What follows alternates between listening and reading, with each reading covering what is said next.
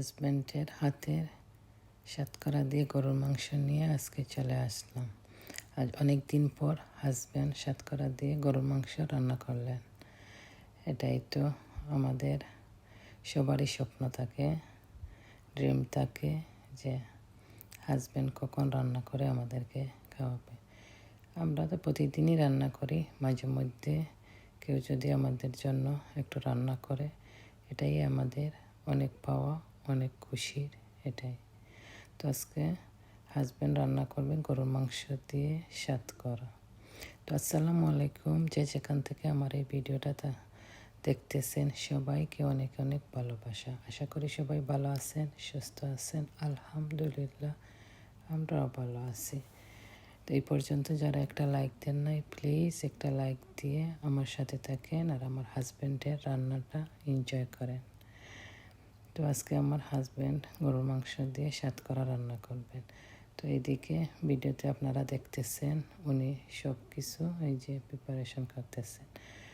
আমরা বেটি মানুষ তো এইদিকে তাওয়া বসাইতেছি, রসুন কাটতেছি, পেঁয়াজ কাটতেছি, তেল দিতেছি, পেঁয়াজ দিতেছি, রসুন দিতেছি, একটু কাটতেছি, একটু দিতেছি, রান্না করতেছি।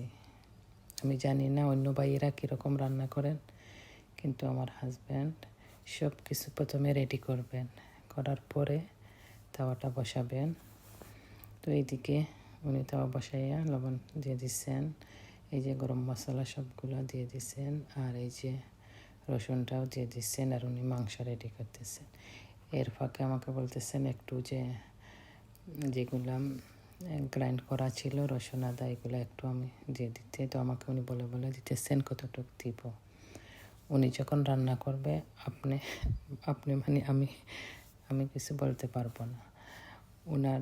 উনি যেটা বলবে যতটুকু দিতে হবে বলবে, আপনি এটাই ফলো করতে হবে। রেসিপি হলো উনার।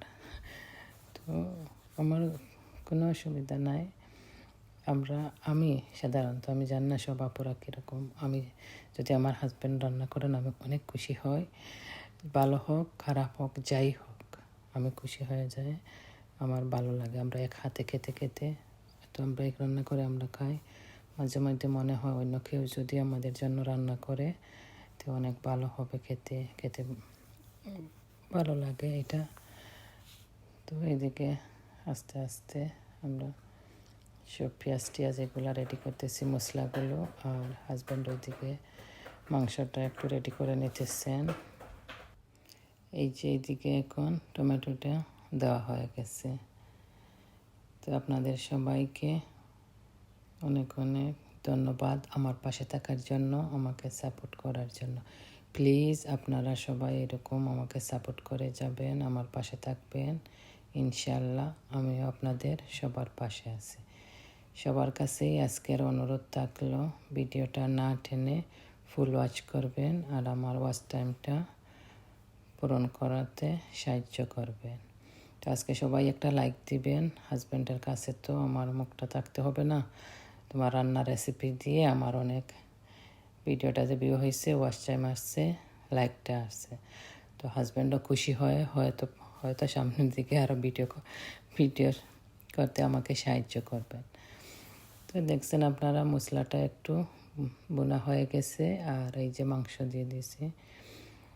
এখন পর্যন্ত কিন্তু পাইস দেওয়া হয় না। হাজব্যান্ড প্রথমে সারা পেঁয়াজ, টমেটো, লবণ, রসুন আদা দিয়ে এগুলাই প্রথমে বুনছেন। এখন মাংসটা দিয়ে নাড়াচাড়া করতেছেন। উনি যখন মাংসের পানিটা বাইর হবে, এই যে মাংসের পানিটা বাইর হইতেছে, একটু পরে উনি সব পাইসগুলা দিবেন, এই যে পাইসগুলা। আর এইদিকেই দেখছেন পানিটা গরম করতেছেন উনি জুল দেওয়ার জন্য। আর এখন ওই দেখেন না যে পাইসটা মিক্স করে রাখছিলেন, পাইসটা এখন দিয়ে দিতেছেন, এই দেখেন দিয়ে এখন আবার ভালো করে বুনে নেবেন, দেখছেন। তো আমার আপুরা আমার আপুদের কারা কারা ভাইয়ারা আপুদেরকে হেল্প করেন, প্লিজ সবাই একটু মাঝে মধ্যে আপুদেরকে রান্না করে খাওয়াবেন। এটা আমার অনুরোধ আজকের ভিডিওতে। আমরা সবাই রান্না করি, মাঝে মধ্যে আমাদের মন চায়, আমাদের হাজব্যান্ডরাও আমাদেরকে মাঝে মধ্যে একদিন অন্তত পক্ষে মাসে 2 মাসে 3 মাসে আমাদেরকে একদিন রান্না করে খাওয়ান। আমরা তো প্রতিদিনই রান্না করতেছি কত কিছু, আমাদেরও মন চায় কেউ যদি আমাদের জন্য একদিন রান্না করে খাওয়ান। আপনারা কেউ কিছু মনে করবেন না, আমরা বিদেশ বাড়ি তো একজনে আরেকজনকেই তো হেল্প করতে হবে, এখানে তো আমাদের আর কেউ নাই আমাদেরকে হেল্প করার জন্য। তো কথা বলতে বলতে এইদিকে আমার হাজব্যান্ডের রান্নাটা মোটামুটি হয়ে গেছে।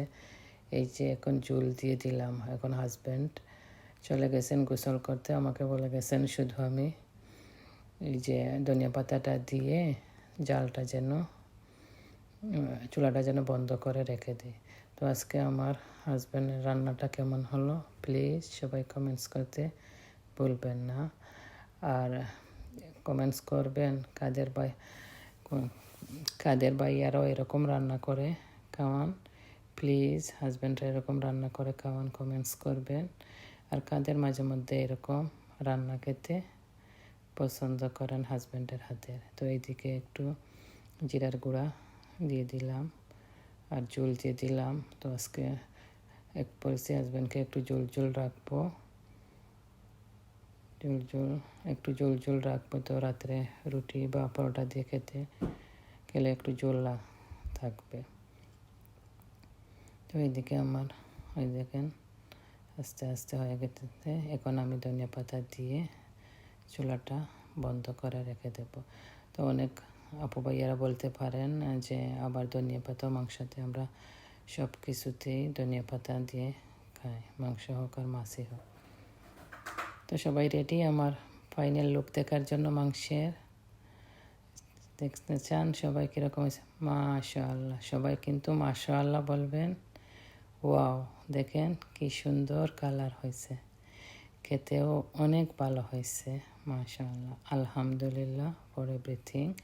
সবাই আমার জন্য দোয়া করবেন, আমার ফ্যামিলির জন্য দোয়া করবেন। আমিও সবার জন্য দোয়া করি, সবার ফ্যামিলির জন্য দোয়া করি।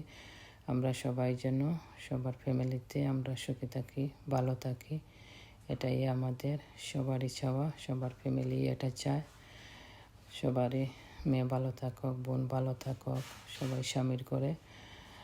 তো সবাই ওই দেখেন আমার মাংসের কালারটা অনেক সুন্দর হয়েছে হাজব্যান্ডের হাতের। তো সবাই ভালো থাকেন, সুস্থ থাকেন। আজ এই পর্যন্ত। আর পুরা ভাইয়াদেরকে বলবেন একদিন এইরকম ইয়াম্মি রান্না করে আপনাদেরকে খাওয়াতে।